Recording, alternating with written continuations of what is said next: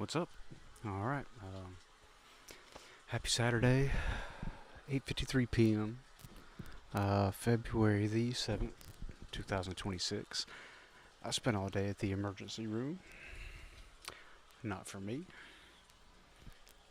but still, it sucked.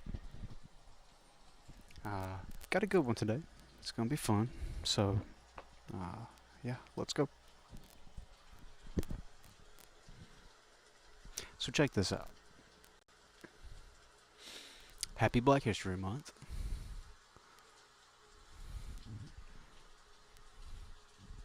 Here at, well, my browser's being goofy, but here at blackculturenews.com, we get to meet Garrett Morgan, the inventor of the gas mask and the traffic signal.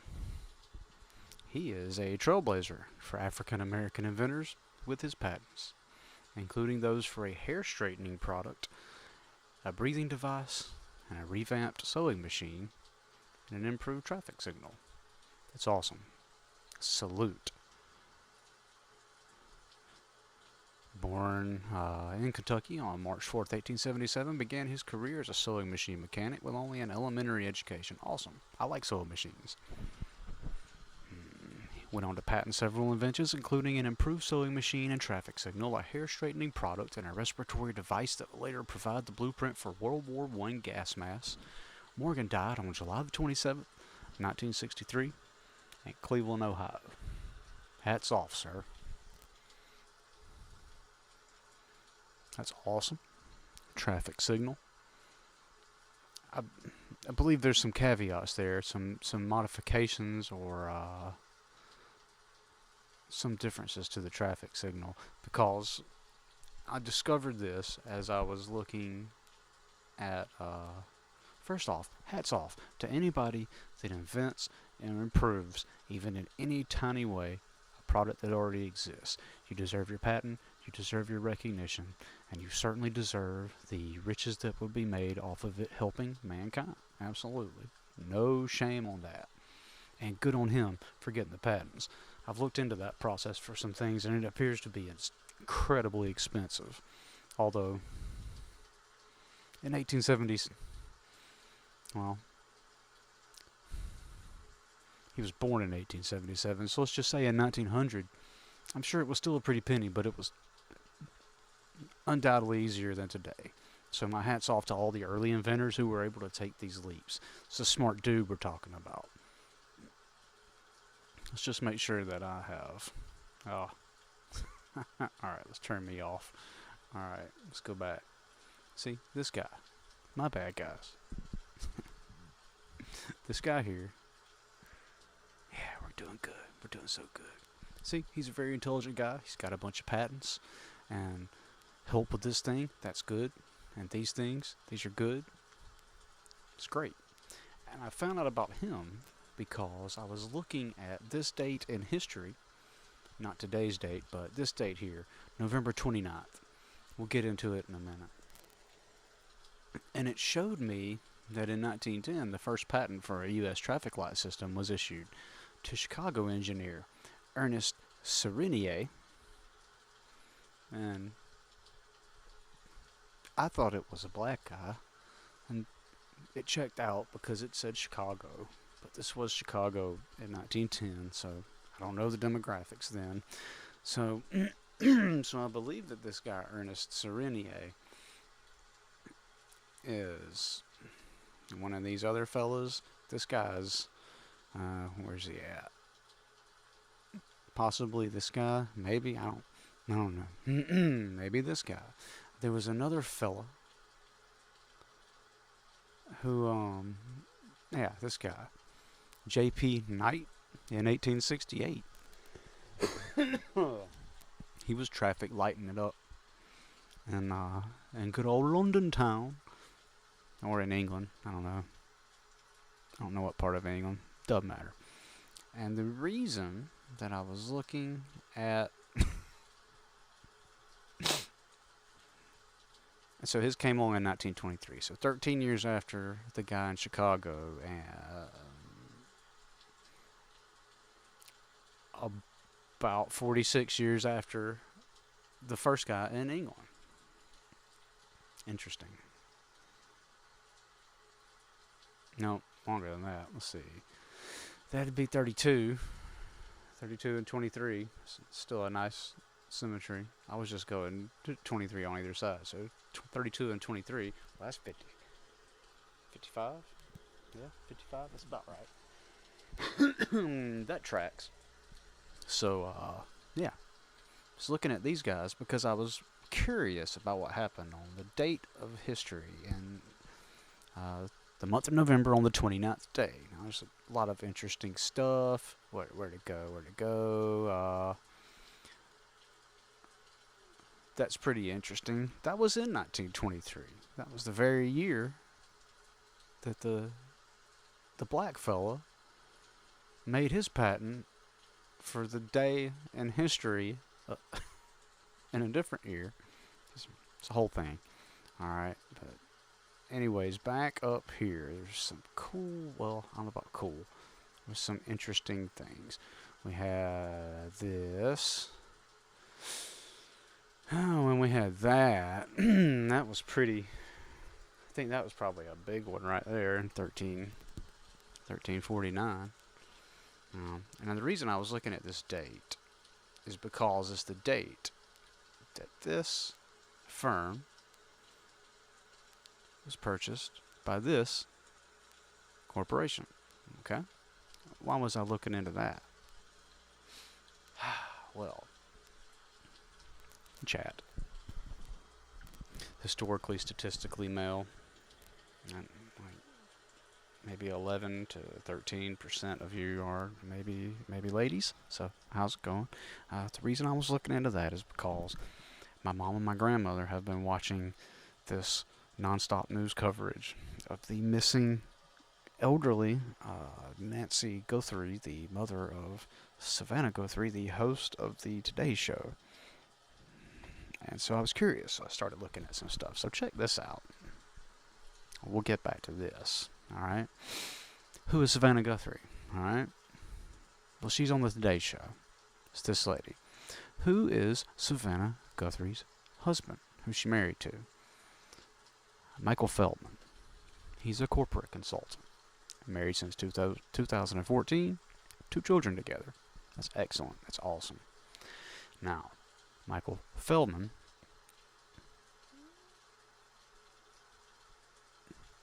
started the Glover Park Group. The Glover Park Group was an American communications consulting firm headquartered in Washington, D.C. The company was founded in 2001 by former White House and Democratic Party campaign officials Carter Eskew, Michael Feldman, and these cats.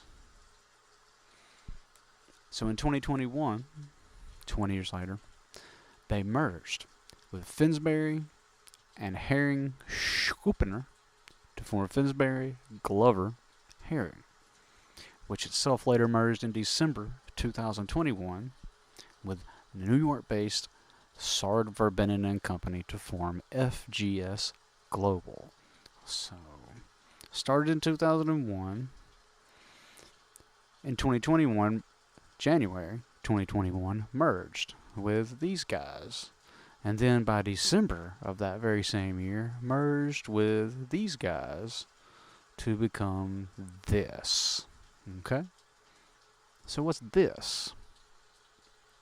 Well, this is FGS Global. Strategic Advisory and Communications Consultancy headquartered in New York City. The firm was formed in 2021 through the merger of Finsbury Glover Herring and Sard Verbinnen and Company, and then is a portfolio company of KKR. FGS Global provides services including corporate reputation management, financial communications, public affairs, crisis management, and transaction advisory. Now, what did the Glover Group do exactly? Well, The firm's services included lobbying, public relations, advertising, marketing, government relations, and policy counsel, crisis management, and opinion research. The firm provides integrated strategic communications and advocacy services to corporations, nonprofit organizations, trade associations, governments, and issue and industry coalitions. Notable clients have included the National Football League, Pfizer, the United States Telecom Association, Visa, Alliance for Climate Protection, Microsoft, the Saudi government, and Verizon Wireless. So, all the hits, kids. The syndicate. So, they're all from the founding members from the Clinton administration, specialized in strategic communications and advocacy services to corporations, nonprofit organizations, trade associations, governments, and issue and industry coalitions with these notable clients. Keep that in mind. We'll come back and remind you. FGS Global was founded by this guy here, Roland Rudd, in 94. In 2001, sold to WPP at an estimated 40 million of these imaginary Euro money notes. Okay, 40 million in 7 years. He remained the chairman of the company. RLM Finsbury, these guys merged with Robinson, Lair, and Montgomery of New York to form RLM Finsbury. So Finsbury joined these guys to become these guys. RLM Finsbury sounds like a pirate ship. Rudd continued as a chairman, and Walter G. Montgomery became chief executive officer of the enlarged firm. When he retired, he still remained a partner, this guy, but remember, this company was started by this guy, alright? And then sold to WPP. And then we have Finsbury. Alright, now these guys, here's where it gets interesting, alright? These guys, Finsbury, RLM Finsbury. I'll say it one more time, RLM Finsbury. They were caught in 2012, back when you didn't trust Wikipedia because it could be edited by anyone because it's an open source encyclopedia. This was known. Well, in 2012, RLM Finsbury was reported by the New York Times. Imagine that, back in the day. Reported that this guy, who is this? 149th richest person in the world, according to Forbes, with a net worth of 16.8, would be with a billion. Now, that's 149th richest person in the world according to Forbes, and I don't know how old that information is, but that's pretty good. He's up there. And he's up there.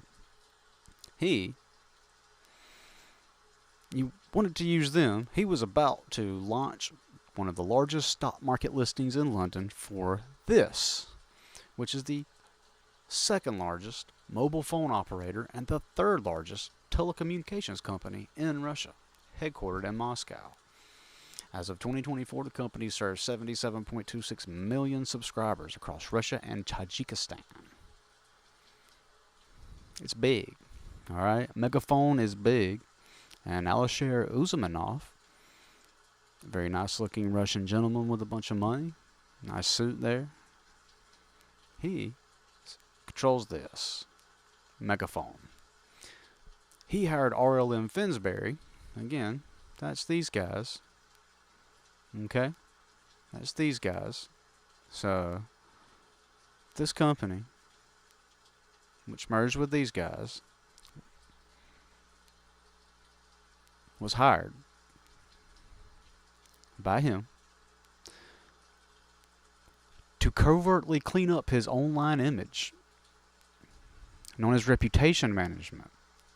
If you hear any of your friends say, that their job titles or any of these job titles that I'm reading off, then your friend is as worthless as HR and probably a lot more crooked, and they might not even know it. It's just the thing that they're in, right? Reputation management refers to the influencing, controlling, enhancing, or concealing of an individual or group's reputation and is a marketing technique used to modify a person or a company's reputation in a positive way. We learned all about this stuff when I was in journalism school, because part of journalism school is marketing and advertising and public relations, because a big part of journalists go into marketing, advertising, and public relations. Because the journalisming part, it didn't pay so good. Just some food for thought. All these propaganda people with their hands in each other's pockets here.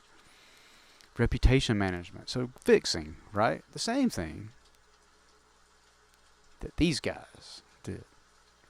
They provided integrated strategic communications and advocacy services to corporations, nonprofit organizations, trade associations, governments, and issue and industry coalitions. Their notable clients have included these people.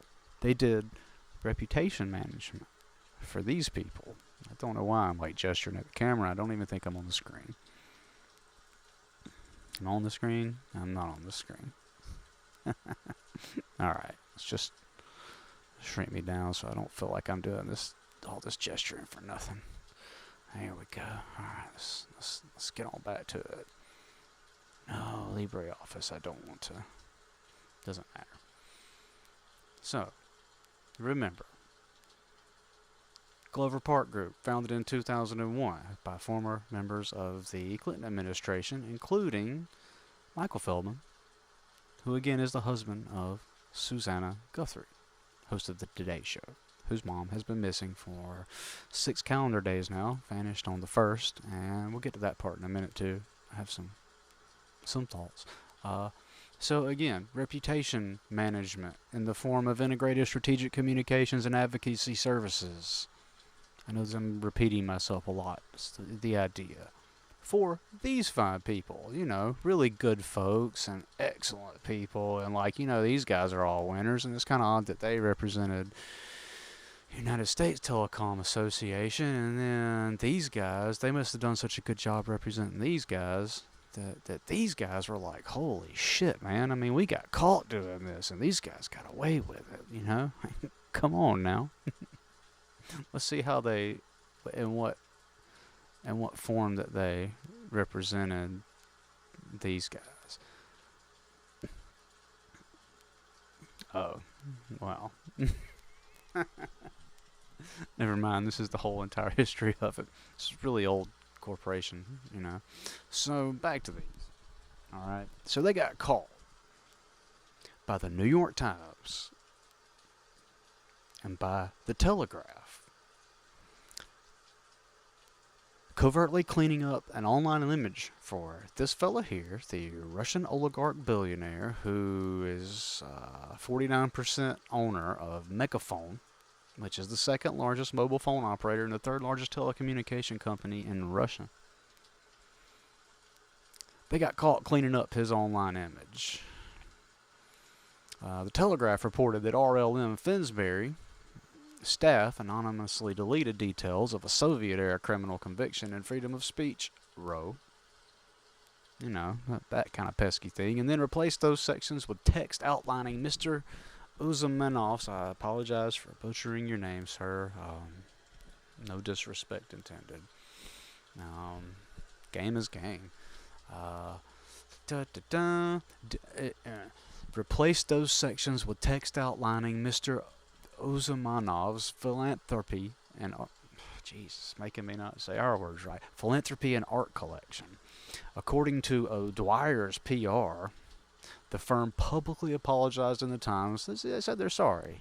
They gave it the South Park sorry. Good enough for us, right? They gave the following statement: this was not done in the proper manner. No shit. And nor was this approach authorized by Mr. Usmanov. Okay. And we apologize for this, and it will not happen again. Hey, man. He didn't even know. He just told him to do it, and they figured it out themselves.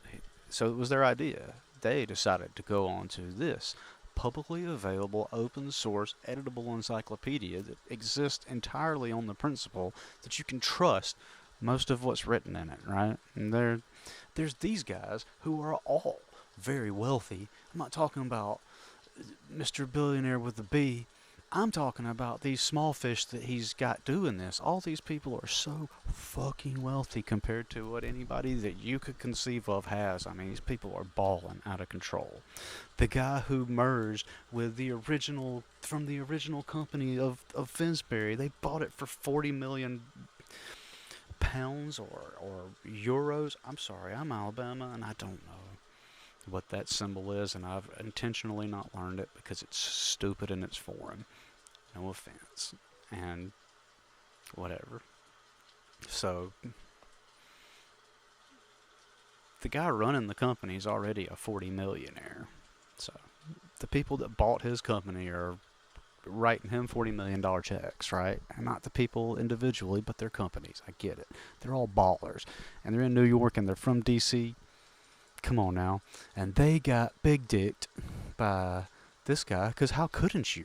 He is one of these guys. That's essentially like, he's like a king in Mad Max. Or even more, like a king in Game of Thrones with that kind of money. And did you see his building? Look at this. Look at this building. And that building is awesome. You tell me the guy that owns that building, tell me the guy that runs the company that pays the light bill for that building is not a seriously threatening individual from even no matter how far away over the telephone. You're like, yes, sir, please don't come to America, please. No, sir, we'll do it, right?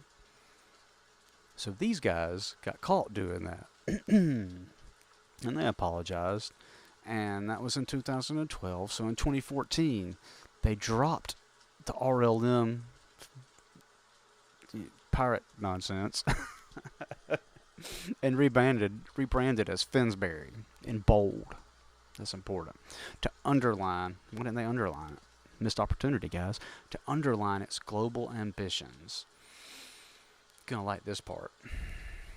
In 2020, Finsbury developed Finsbury's Workforce Return, a service that guided businesses in managing employees returning to the workplace after the big scary sniffles and the no-no stand in the corner timeout time.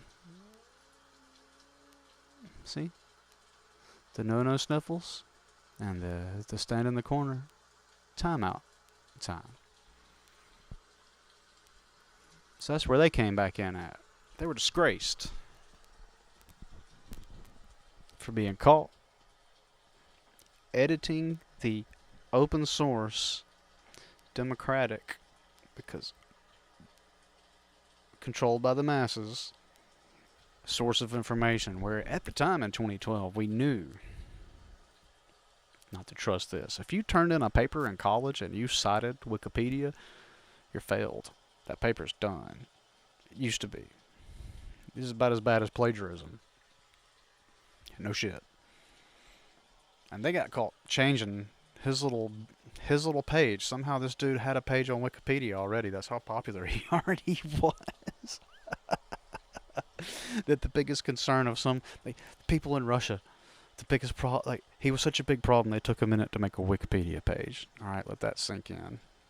And so when they got caught, it took them a couple of years to recover their street cred. But in 2014, after they rebranded, it only took them 6 years and a worldwide lockdown. And then we're back, baby. Now in January 2021, these guys, who previously in 2012, so 9 years later, and the reverse of 2012, so 2021, that's pretty cool. The reverse of then, in 2021, Finsbury merged with the Glover Park Group and Herring Schupener to do a management buy-in of 49.99%, forming Finsbury Glover Herring. Now, in 2021, they had 18 offices and almost 700 consultants worldwide. And they were worth $917 million. You know, not much. Few bucks. They're doing all right. Then they went global. They merged, rebranded, fresh CEO. See if we can just easily see this guy's Alexander Geyser, managing partner at Herring Schupener. Okay. Then they had 25 offices, which is up from 17, I'm assuming, because they expanded to America. Okay.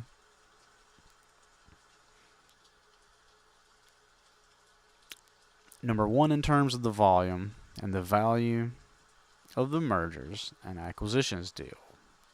That is, let's see, is that the big that's the big company FGS Global? Yeah, okay. All right. Sorry, I was having a brain fart moment.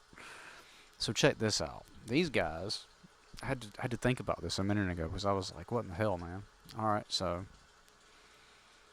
FGS Global, that's what they started expanding out to, right? Well, then a private equity investor called KKR was talking about buying a stake in FGS Global. Now, KKR has also got a big, cool building. They're an American global private equity investment company, and they have completed 770 private equity investments with approximately $790 billion with a B dollars of total enterprise value. Now, that's American stupid fake money symbol, so I know that one. It's dollars. It's still stupid and fake, but I do know it. They were in talks to buy a stake in FGS Global, 30% stake at $1.4 billion. So not too shabby. And as part of the deal, the existing investor would sell all of its stake to KKR. Then, so this was in April. So then in December of 2024, so another year later, I suppose, KKR went ahead and got the majority stake for $767 million. So for about $2 billion, they got majority stakeholdership. All right. They're worth 700 and something billion. What was that? 790 billion. All right, 790 billion. So for 2 billion, I probably need to get a pop filter. I know I gotta be killing it with the talking and the breathing, all that breathing. Where was I? Ah, yes. So 767 million on top of the 1.4 billion. That gives you 2.2 billion, give or take, plus or minus a couple hundred mil. Not too shabby for controlling stake in the company that represented this Russian billionaire oligarch type telecommunications mogul, and the firm that represented so many lobbying interests and corporations and politicians and government entity type of stuff in the public relations area, to acquire all that for a couple of billion. It's like giving someone, say you had $790, it's like giving somebody $2 for their company. I mean, come on. Be worth it, right? Because it's one big massive acquisition of networking and spin and sort of weird. Man, advertising and marketing and public relations is so weird and greasy. And so for $2 billion, they got the company that in May 2025, which was this past May, advised Dick's Sporting Goods on its $2.5 billion acquisition of Foot Locker. So in January, okay, before we go to that, let me back up a second. So between April of 23 and December of 24, this company, FGS Global,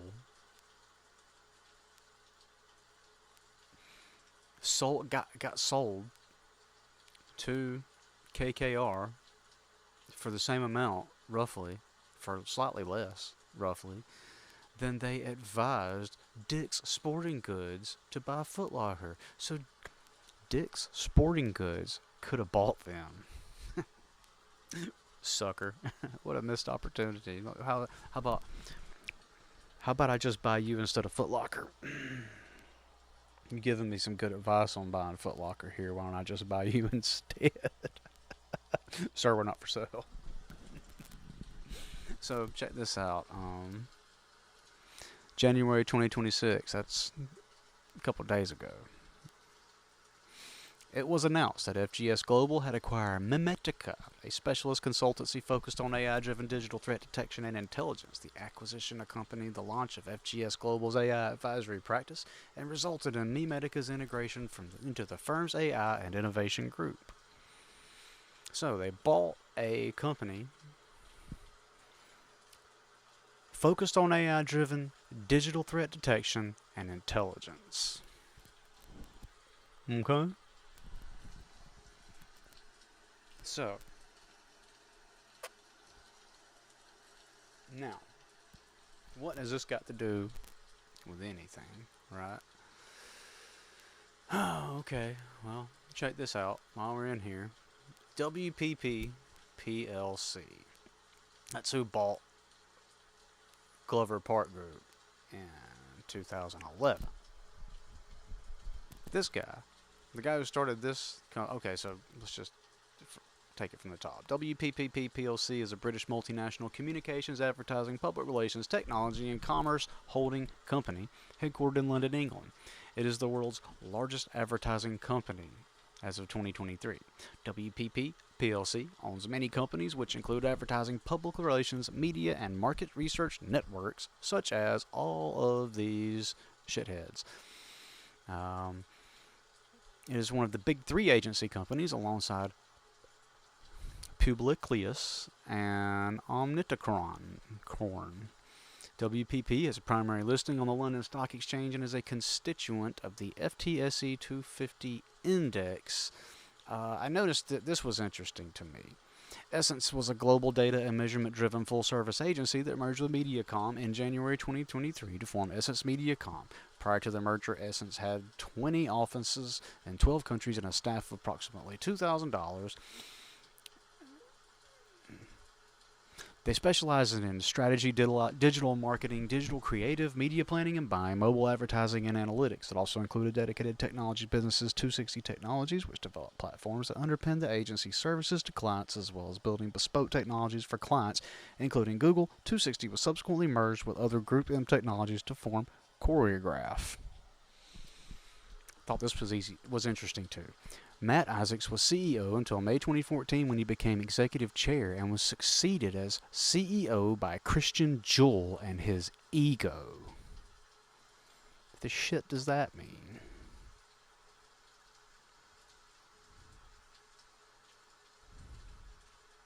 What does that mean?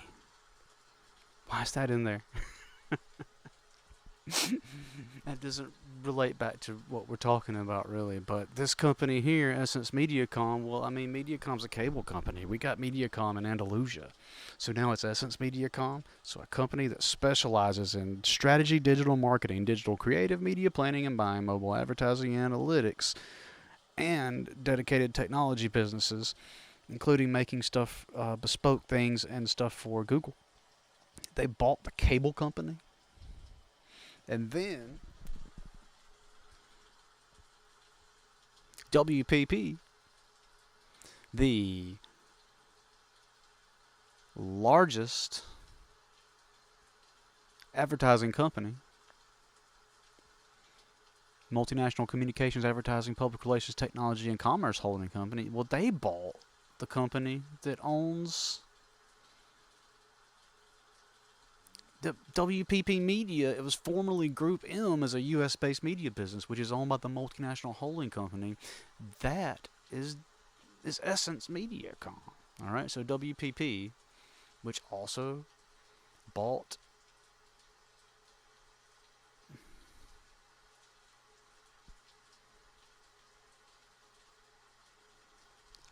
the Glover Park Group, which was founded in 2011 by members of the Clinton administration, including the husband of one Susannah Guthrie. His company was bought by the largest company, the largest advertising company in the world that specializes in all of this. So a lot of greasing of wheels to find information and know information and find people and know people and make things happen, you know, leverage and cleaners, right? That's what all of these public relations companies, they're cleaners, right? They fix your image. They're fixers. Cleaners, fixers, fixer image rehabilitation, all that stuff. It's the same thing. It's painting a turd, you know, you're painting the turd. And they own this thing, which owns and I could be wrong about the Mediacom, but I mean, it's called Mediacom, so I'm just going off of my dumb Alabama knowledge. Sorry, England. So all these companies were bought. Those guys being the members of the Clinton administration, including Susannah Guthrie's husband, started the Glover Park Group, which was purchased by WPP. WPP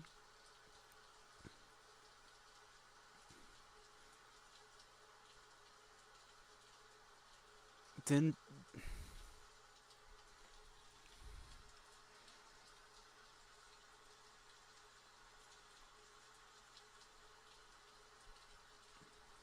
where'd it go?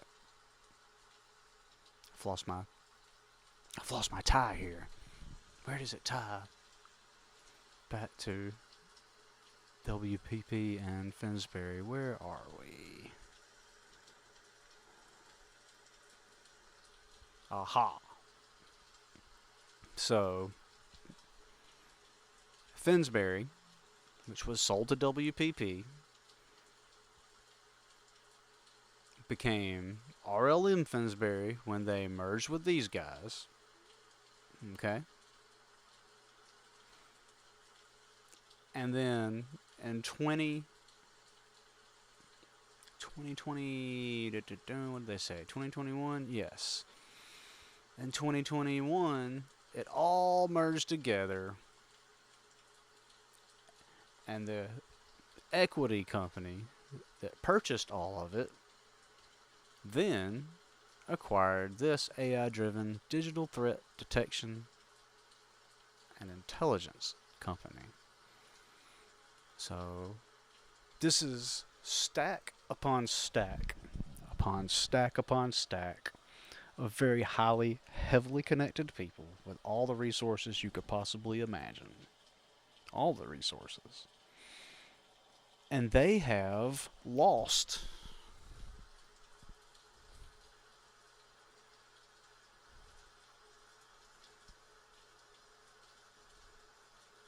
They have lost Susannah Guthrie's mom, Nancy Guthrie. She's missing. Now, I don't know the ups and the downs of the whole thing, but I'm told that she had a pacemaker. So, you can't lose your phone anymore. It's trackable. And this nice lady, Mrs. Nancy Guthrie, age 84, you're supposed to tell me that her daughter's married to a guy from the Clinton administration. Number one. One or two phone calls. You could fight anybody. Founded an extremely successful public relations and image control and management firm in D.C. and ran it, and it seems to have done very successfully, which was merged with a bigger company from New York, which was then merged with another bigger company and purchased by a giant equity company that now also owns a security AI company. You know, whatever you think about AI, even if they just used the old fashioned methods and told you it was an AI doing it, whatever. You mean to tell me somebody that worked for the Clintons can't make a couple of phone calls and find his fucking mother in law?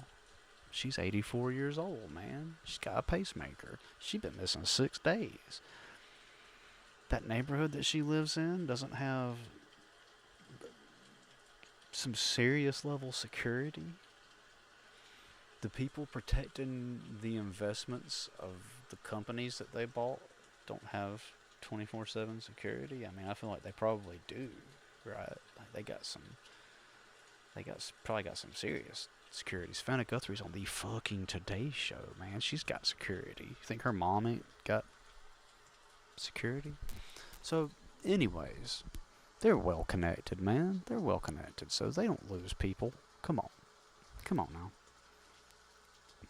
So I checked some stuff out. First of all, Nancy Guthrie's 84. Michael Feldman is 57. This is whatever, you know. I was just curious, so I looked at some stuff. Alright? Look at all these numbers. It's a whole bunch of numbers. This is called gematria.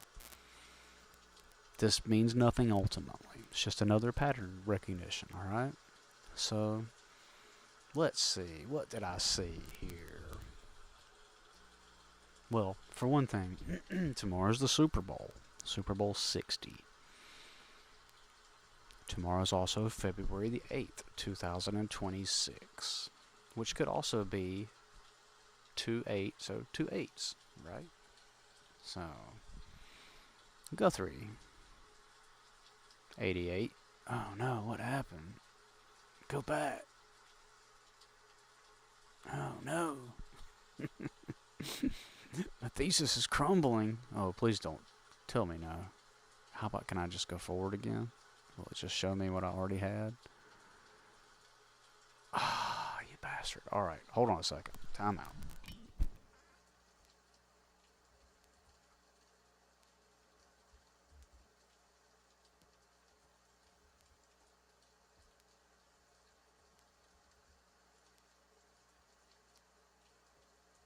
This will make sense in a minute.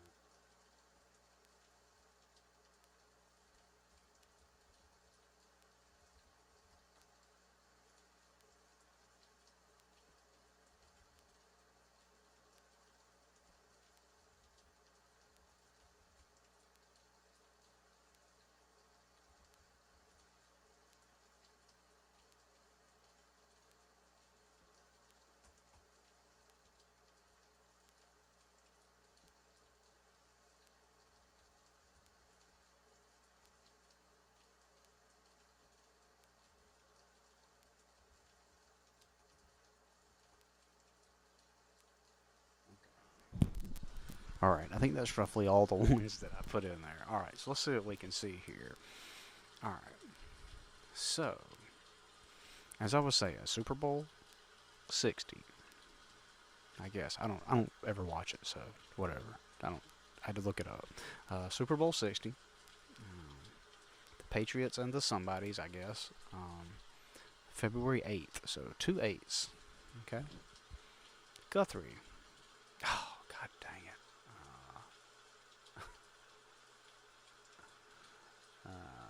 There we go.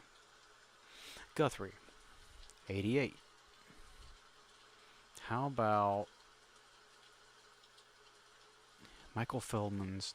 How old is Michael Feldman? 57. He was born October the 14th. Do we see any 57s? Man, there was a 57 earlier.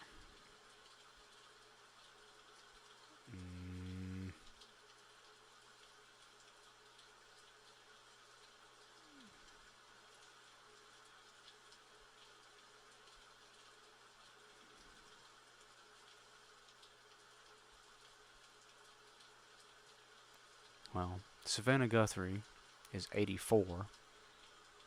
See, 84. And she's 84. Where was that 57 at, man? There was a 57.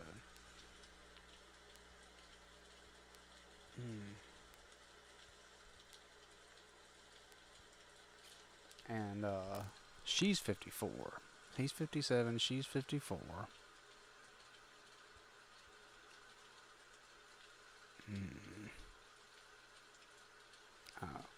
Hold on.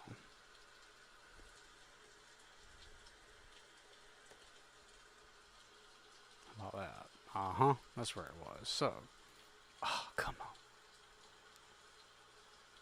So, Nancy, 57. Michael Feldman, 57. 84 years old. Susannah Guthrie, 84.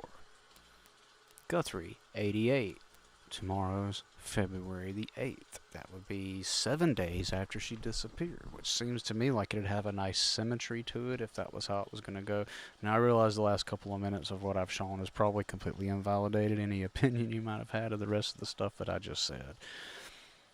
I'm just pointing out that these numbers are in these names. I mean, he's 57. Nancy has the number 57 in it. That's just an observation. Guthrie has 88 in it. And if tomorrow, February the 8th, so 2-8, if that is a terrible tragedy, well, the number 88's right there in her last name. And if her mom doesn't make it past the age of 84, I hope she does. God willing, I hope she does. But if she doesn't, then the number 84 is right there in Susannah Guthrie.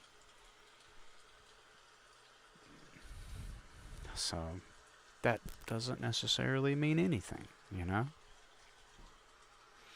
The same way that they could find her on February the 13th, and there would be a 213 right there in Susannah's full name, which I had to dig to find. They don't want you to know that, I guess. And this guy doesn't even have a middle name. How about that? So, yeah. There's that. I mean, just forget about this part if it bothers you. Just keep in mind that this guy, Michael Feldman, who's married to this lady on Today's Show, started this company after he worked for the Clintons as advisors. And she was press correspondent for Obama, I believe. So they are both very heavily connected to people who could find Mama for her. These guys were purchased by WPP in 2011, and then there was some serious merging that went on to form this giant group that again helped with the people bringing people back, companies bringing people back to work after the big scary sniffles and the no corner time. And after that, they got bought and bought and bought like every year for 2 or 3 years. And now they've got this thing, Mamitica, AI-driven digital threat detection and intelligence. So they can't find her mom. Are you shitting me? You shitting me, right? I can't find her mom. I bet Dog the Bounty Hunter could find her mom. Which made me think, like, how much is this helping the ratings? Right? Today's Show's a pretty popular show. Right? Well, this is as of... This is July 25th, 2025 at 8:16 a.m. So this summer. ABC News Good Morning America leads the pack of total viewers. 2.598 million total viewers at Good Morning America. And the Today's Show finished in second place with an average of 2.418 million, which is down from...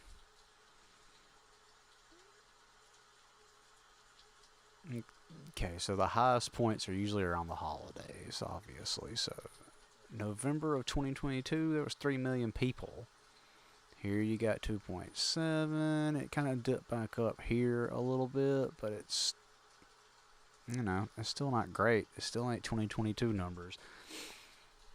I wonder if their ratings might be a little higher if there was more drama.